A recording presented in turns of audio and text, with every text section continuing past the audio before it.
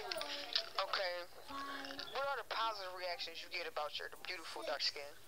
Well, I get one, oh, you're just so beautiful. Your skin is just nice, and I love your chocolateness, and it's just like everything I get. Really? Yeah. What's up? Oh, you a star, huh? Yeah. That is great. Okay. You do have beautiful skin. You are beautiful. I like your eyes too. And the way how your mouth is shaped. You did.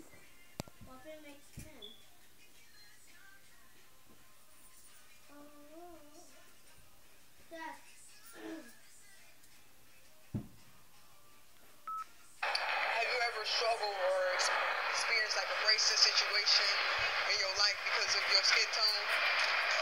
Yeah. I mean, a bunch of times, really, really. And I've had it.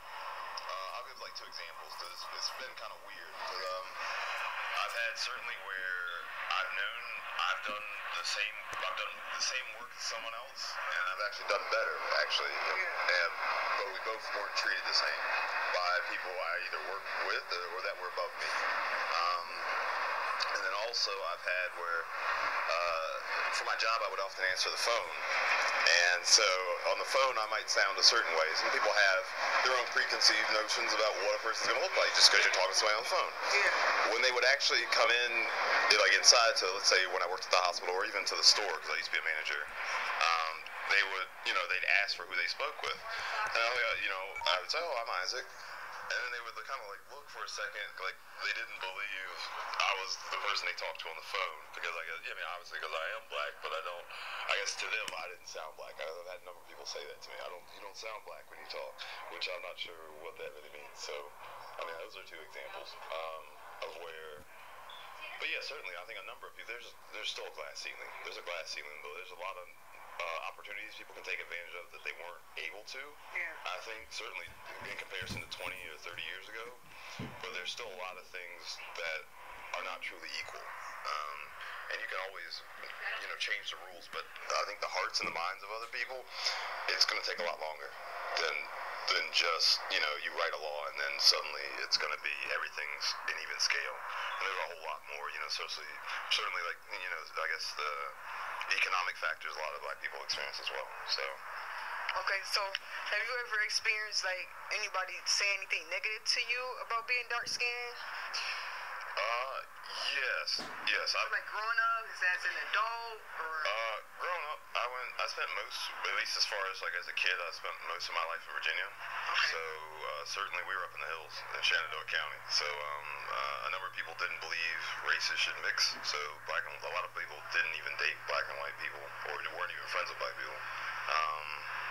And so yeah, that was. I mean, my dad explained it to me, kind of ahead of time. So you're prepared in a way, but not really. You don't really think. People are still thinking that way. But yeah, and then also just randomly, you might be walking down the street and somebody will not yell out nigger. So I mean, that's happened to me before. So. So what about the skin tone? Like, have you ever experienced anybody saying like,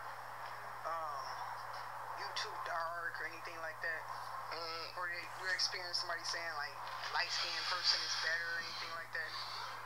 Not really, but then also I spent most of it because I was in Virginia. Okay. It was like the majority of the black people I was around were already my immediate family, so there was like two other families in the town of where I went to school at, so they were black, and other than that, there weren't any black people. So no, I didn't really experience that.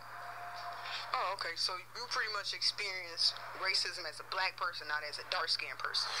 Yeah, so I never really experienced, because I've certainly heard about it, I've read about it, but I never personally experienced it. But I haven't been really around the majority of kind of different colors of other people. I mean, I've certainly seen where, often people who have, maybe their hair is, straightened for black people or something like that. I mean, I notice where a lot of people say, oh, she has really nice hair, and that sort of thing. So, or she has really, when people compliment people's skin, typically, I've noticed that a person has lighter skin, whereas you don't hear it as often for people who have darker skin. I've certainly noticed that.